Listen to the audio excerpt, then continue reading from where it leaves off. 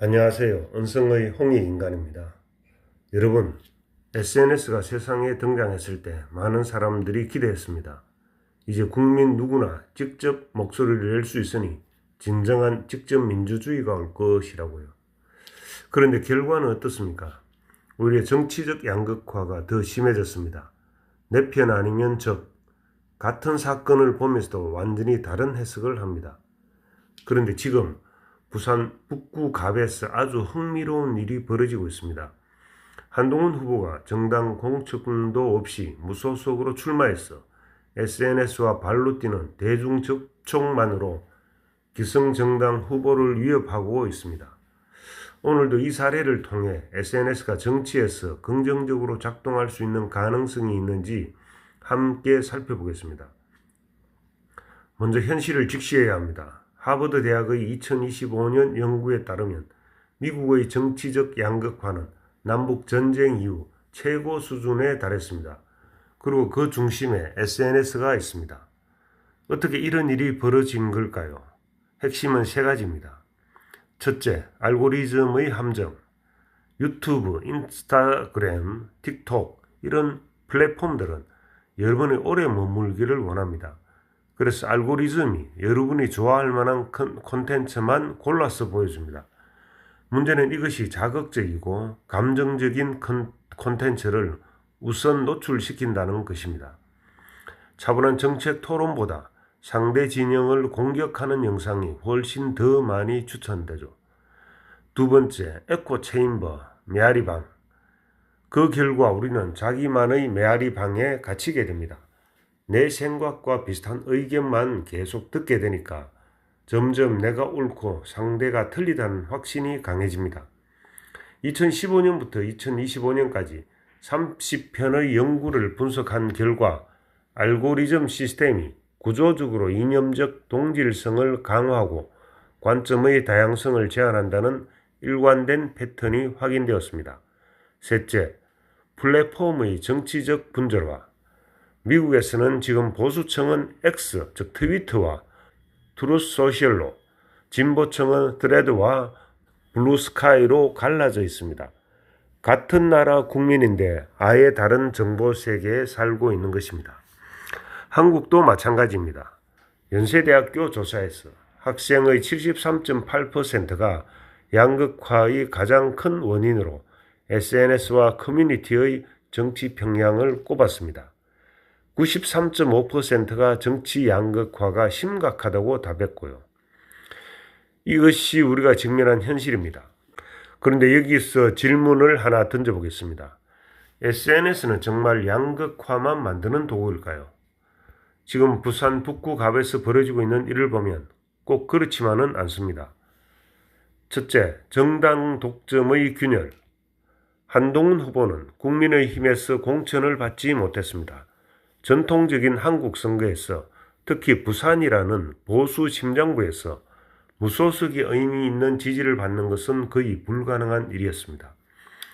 그런데 최신 여론조사에서 하정우 후보 34.3%, 한동훈 후보 33.5%로 0.8%포인트 차이의 박빙이 나왔습니다. 놀라운 것은 국민의힘 지지층 내에서 한동훈 후보가 55%의 지지를 얻어 공식 후보인 박민식 후보 35%를 큰 폭으로 앞서고 있다는 점입니다.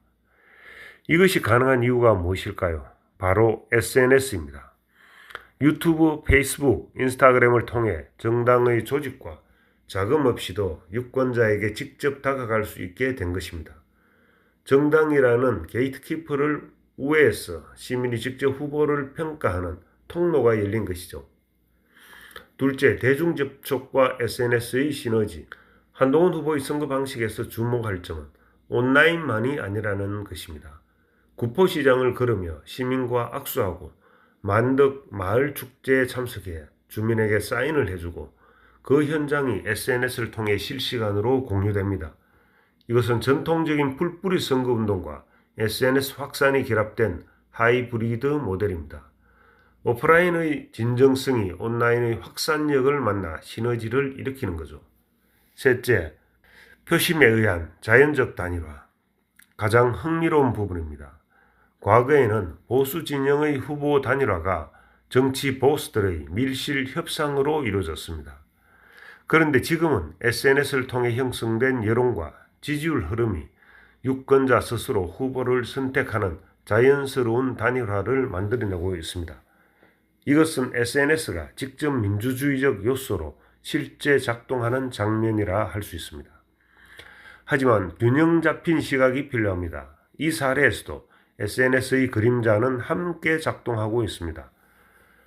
팬덤 정치의 위험입니다. SNS를 통해 정치 소통은 자칫 정책 중심이 아니라 인물 중심으로 흐를 수 있습니다. 유권자가 정책을 비교하기보다 후보 이미지와 감정적 연결에 기반해 선택한다면 이것은 결국 팬덤 정치의 또 다른 형태가 됩니다. 다음은 네거티브의 실시간 확산입니다. 실제로 한동훈 후보의 기자회견 영상 하나가 온라인 커뮤니티에서 선거법 위반 논란으로 번졌고 현장의 돌발 상황도 SNS를 통해 급속히 확산되며 찬반이 격렬하게 갈렸습니다. SNS는 지지자들에게 결집의 도구가 되지만 반대 진영에게는 공격의 소재를 실시간으로 제공하는 양날의 칼입니다. 여기서 동양적 시각으로 이 흐름을 한번 읽어보겠습니다. 음양론의 관점에서 보면 SNS가 가져온 양극화는 하나의 필연적 과정입니다. 양적 팽창이 극에 달하면 반드시 음적 수축이 따라옵니다. 정보의 무한 확산이라는 양의 극대화가 에코 체인버와 필터 버블이라는 음의 극단을 낳은 것이죠. 성극 필쇄, 성한 것이 극에 달하면 반드시 쇠합니다. 그러나 주역에서 가르치듯 극단 속에서 새로운 변화의 씨앗이 움틉니다. 한동훈 북구갑 사례가 보여주는 것은 양극화의 소용돌이 속에서도 SNS가 기존 권력 구조를 우회하고 민심의 흐름을 정당 권력보다 앞세우는 도구로 쓰일 수 있다는 가능성입니다. 물론 이 가능성이 현실이 되려면 우리 유권자 한 사람 한 사람의 의식 수준이 함께 높아져야 합니다. SNS라는 도구 자체에는 선악이 없습니다. 물처럼 어디에나 흐르되 그의 형태에 따라 모양이 달라지는 것이죠. 양극화의 흐름을 정확히 인식하는 것이 곧 그 너머의 통합을 준비하는 첫걸음입니다. 흐름을 알면 두렵지 않습니다. 은성의 홍익인간이었습니다. 감사합니다.